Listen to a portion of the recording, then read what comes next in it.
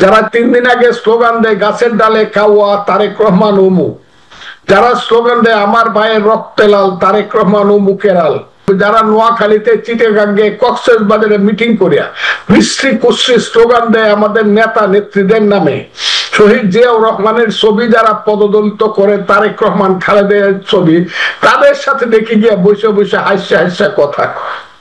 এর নাম যদি রাজনীতি হয়, এই রাজনীতি আমি করি না। জাতীয়তাবাদী শক্তি একটা রাজনীতি হতে হবে, যে রাজনীতির স্লোগান হবে তোমার আমার ঠিকানা পত্তা মেঘনা চোখ, তুমি কে আমি কে বাঙালি, এই স্লোগানটা থাকতে হবে এই দেশে। যদি জোর করে আটকানো হয় তাহলে এই দেশ সাম্প্রদায়িক শক্তির হাতে চলে যাবে। যারা বলতেছে যে আওয়ামী লীগ যাতে কোনোদিনই না আসতে পারে, ঠিক আছে, কিন্তু অন্য কোনো কিছু হইতে পারবে না, তাইলে আসবে রাজাকাররা। এই কথাটা বলে দিলাম। এই দেশে মুক্তিযুদ্ধের পলিটিক্স না আসলে এই দেশে 30 লক্ষ লোকের রক্ত বৃথা যাবে। এই দেশ বাঙালি জাতি বেঈমান হিসেবে ইতিহাসে প্রতিষ্ঠিত হবে। মুক্তিযুদ্ধের রাজনীতি আসবে, আমি কয়ে দিলাম কথাটা আপনাকে। আমাকে মারে ফেলতে পারে, এখনো বাইরে হলে গুলি করে মারে ফেলতে পারে, কিন্তু মুক্তিযুদ্ধের রাজনীতি কিন্তু আসবে, আমি কয়ে গেলাম কথাটা। আমন্ত্রণ জানাচ্ছি প্রিয় দর্শক, মানচিত্র নিয়মিত আয়োজন কথোপকথনে। বর্তমানে বাংলাদেশে যে রাজনৈতিক উথাল পাথাল একটি সময় আমরা অতিক্রম করছি, সেই সময়টিতে দাঁড়িয়ে খোদ রাজনৈতিক দলগুলো তার সঠিক ভূমিকাটি পালন করতে পারছে কিনা সেই প্রশ্ন এখন উঠতে শুরু করেছে। এই বিষয়ে আমরা আলোচনা করবো। এই বিষয়ে আলোচনার জন্য আমাদের সঙ্গে আজকে যুক্ত রয়েছেন বিএনপি চেয়ারপারসনের উপদেষ্টা মুক্তিযোদ্ধা অ্যাডভোকেট ফজলুর রহমান। অ্যাডভোকেট ফজলুর রহমান, আপনাকে আমরা স্বাগত জানাচ্ছি আমাদের অনুষ্ঠানে। যে কথা ভূমিকাতে বলছিলাম সে বিষয়ে আপনার কাছ থেকে জানতে চাচ্ছি, রাজনৈতিক দলগুলো তাদের ভূমিকাটি মানুষের জন্য, সমাজের জন্য এই মুহূর্তে সঠিকভাবে পালন করছে কিনা, একজন বর্ষিয়ান রাজনীতিবিদ হিসেবে, একজন সাবেক সংসদ সদস্য হিসেবে আপনার মন্তব্যটি কি? আপনাকে অসংখ্য ধন্যবাদ। আপনি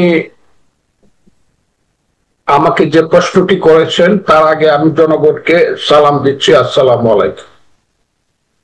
এখানে রাজনৈতিক দল আমার মতো করে বলবো না, রাজনৈতিক দলের যে সংজ্ঞা আছে পলিটিক্যাল সায়েন্সে, সেই সংজ্ঞা অনুযায়ী একটা দেশের একটা বিপর্যস্ত অবস্থায় অথবা বিপদগ্রস্ত অবস্থায় একটা রাজনৈতিক দল যে ভূমিকা পালন করা দরকার, সেই ভূমিকা পালন করার মতো কোন ধরনের যোগ্যতা, ইচ্ছা আমি রাজনৈতিক দলগুলোর মধ্যে দেখছি না।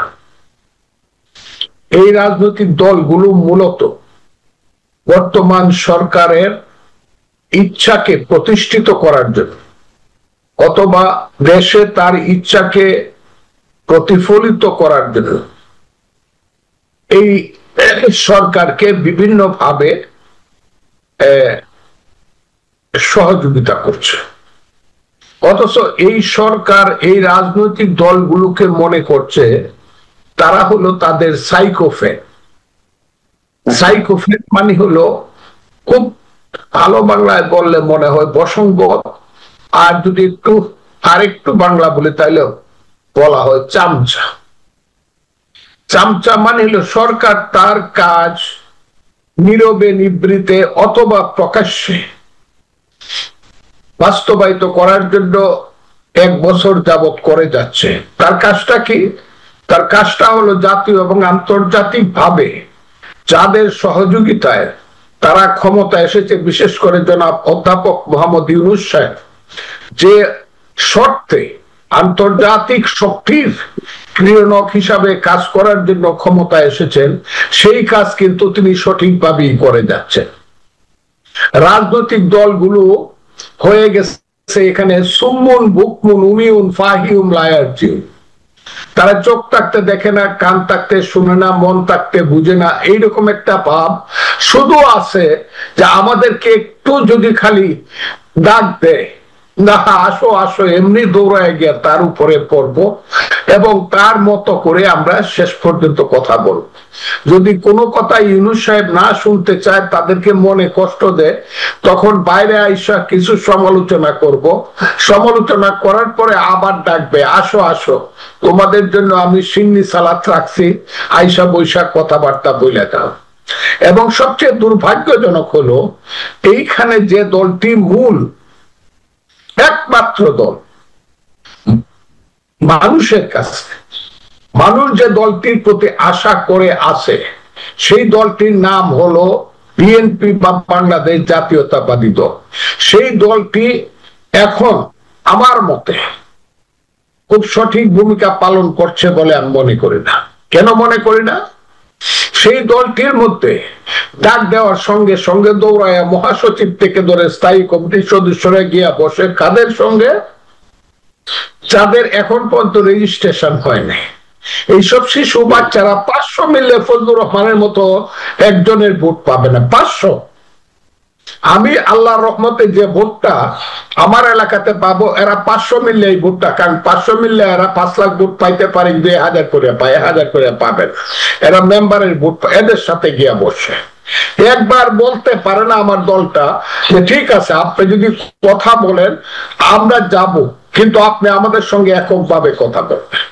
আমরা এই বাসুরদের পাশে রাখা এবং আমার বাসুরদের মাথার উপরে রাখা যারা কথায় কথায় আমাদের কথার প্রতিবাদ করবে এবং বেয়াদবি বেতবিজি করবে, তাদের সঙ্গে আমরা বসবো। এই কথাটা বলার মতো কারেজ আমার দলের আছে কিনা এটা আমি জানি না। এবং আমার দল এই কাজটা করে যে ইউনূস সাহেব ডাক দিলেই যায়, কে এদের সাথে বসে, যারা 4 দিন আগে স্লোগান দেয় 1 2 3 4, যারা 3 দিন আগে স্লোগান দেয় গাছের ডালে কাওয়া তারেক রহমান অমুক, যারা স্লোগান দেয় আমার ভাইয়ের রক্তে লাল তারেক রহমান অমুকের আল, এইগুলা যারা স্লোগান দেয়, তাদের যারা নোয়াখালীতে চিটাগাঙ্গে কক্সবাজারে মিটিং করিয়া বিশ্রী কুশ্রী স্লোগান দেয় আমাদের নেতা নেত্রীদের নামে, শহীদ জিয়াউর রহমানের ছবি যারা পদদলিত করে, তারেক রহমান খালেদের ছবি, তাদের সাথে দেখে গিয়ে বসে বসে হাসা হাসা কথা কয়। এর নাম যদি রাজনীতি হয়, এই রাজনীতি আমি করি না। যারা মনে করছে প্রত্যেক দেশে একটা প্রিন্সিপাল কন্ট্রাডিকশন থাকে, যে দেশে সংগ্রাম হয়, যুদ্ধ হয়, প্রিন্সিপাল কন্ট্রাডিকশন। যেমন 71-এ প্রিন্সিপাল কন্ট্রাডিকশন ছিল এই দেশ স্বাধীন হবে না, পাকিস্তানি থেকে যাবে। মুক্তিযুদ্ধ সফল হবে, সঠিক আছে, সফল হবে না মুক্তিযুদ্ধ পরাজিত। This was the contradiction, principal contradiction. আমার দল এখন মনে করতেছে কিনা আমি জানি না যে ইলেকশন হবে কি হবে না, এটা হলো প্রিন্সিপাল কন্ট্রাডিকশন। এটা যদি আমার দল মনে করে আমার কোনো আপত্তি নাই, কিন্তু আমি মনে করি, এটা আমাকে কনভিন্স করতে, আমি মনে করি প্রিন্সিপাল কন্ট্রাডিকশন হইলো এই দেশে যে 71 সনে মুক্তিযুদ্ধ হয়েছিল সেটা সঠিক ছিল কি বেঠিক ছিল, এই ফাইটটা জামাত করতে চায় এবং তারা ওই যে জঙ্গিবাদীরা হিজবুত তাহরিরা করতে চায়, এবং এই কারণেই তারা 5ই আগস্ট ঘটাইছে। যদি তারা গণতন্ত্রের জন্য 5ই আগস্ট ঘটাইতো ভোটের জন্য, তাহলে 3 মাসের মধ্যে তারা ইলেকশন দিয়ে দিত। বছর যাবৎ ক্ষমতায় থাকেও যখন বলে আমরা কি ইলেকশন করার জন্য ক্ষমতায় আসছি, আমরা তো এই দেশকে পরিবর্তন করার, কোন পরিবর্তন? আমরা দেশকে আফগানিস্তান করতে, তারা ক্লিয়ার স্লোগান দেয়। কাজে তাদেরকে জিজ্ঞাসা করতে হবে তোমরা কি প্রধান কন্ট্রাডিকশন কি 71 নিয়ে নাকি প্রধান কন্ট্রাডিকশন ইলেকশন নিয়ে? কাজে আমি মনে করি না যে এই জিনিসটা খুব সুষ্ঠুভাবে সমাধান হবে, কারণ ইউনূস সাহেব ওই যে শিয়ালের পিঠা ভাগ করার মতো ভাগ করে দিতেছে রাজনৈতিক দলগুলোকে। নিজে একটু বেশি কামড় দেয়, ওজনতে হয়েছে না, তারপর না আরেকটু কামড় দেন, তাইলে বলে ওজনতে হয়েছে না। কিন্তু কেন তারা ডক্টর মোহাম্মদ ইউনূসের এই ইচ্ছার প্রতিফলন ঘটাচ্ছে?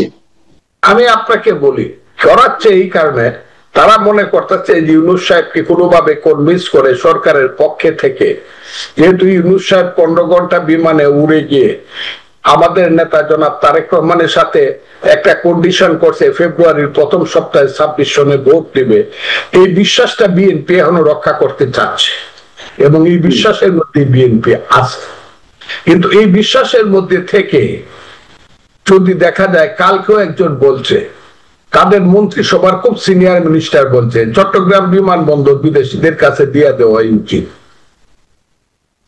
এই কথাটা যদি প্রতিবাদ করতে না পারে, যদি বিএনপিও মনে করে ইয়েস চট্টগ্রাম বিমানবন্দর বিদেশিদের কাছে দিয়ে দেওয়া উচিত, তাহলে তো সে তো কর্মীদেরকে বা নেতাদেরকে বা দলকে কনভিন্স করতে হবে, নাকি একা একা বললেই হবে ইয়েস আমরা একমত? ঠিক আছে, সেটাই বলুক যে আমরাই একমত চট্টগ্রাম বিমানবন্দর বিদেশিদের হাতে চলে যাক, তাহলে তো আর প্রতিবাদ করা দরকার, দল তো প্রতিবাদ করা উচিত বলে আমি মনে করি।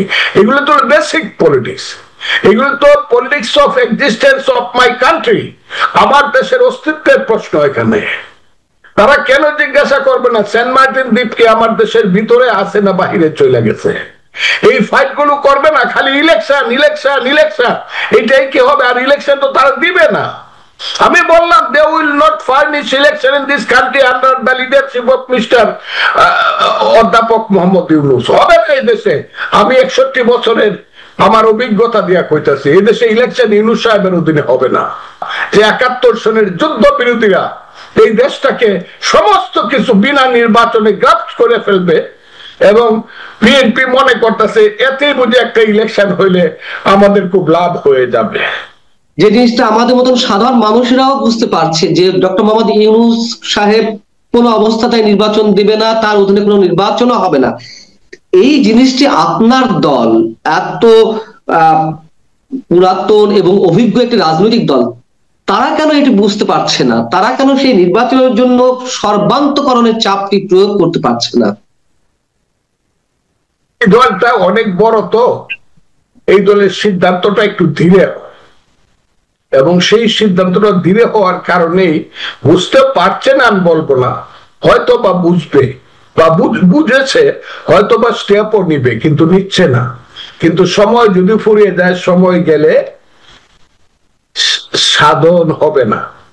এটা হলো শুদ্ধ গান। আরেকটা হইলো যে ওই যে কয় থাকতে ক্ষুধা প্রেম সুধা পান করো রে পাগলাবো, দিন গেলে দিন আন পাবে না ভাটায় যদি লয় যৌব। আমি বিএনপি বা আমার দল বা আমাদের যারা প্রগতিশীল দল আছে, এরা করে কি? এরা কি করে? কমিউনিস্ট পার্টি, পঞ্চ পার্টি, যে পঞ্চ পাণ্ডবের যে দল, কি দল বলে এটাকে?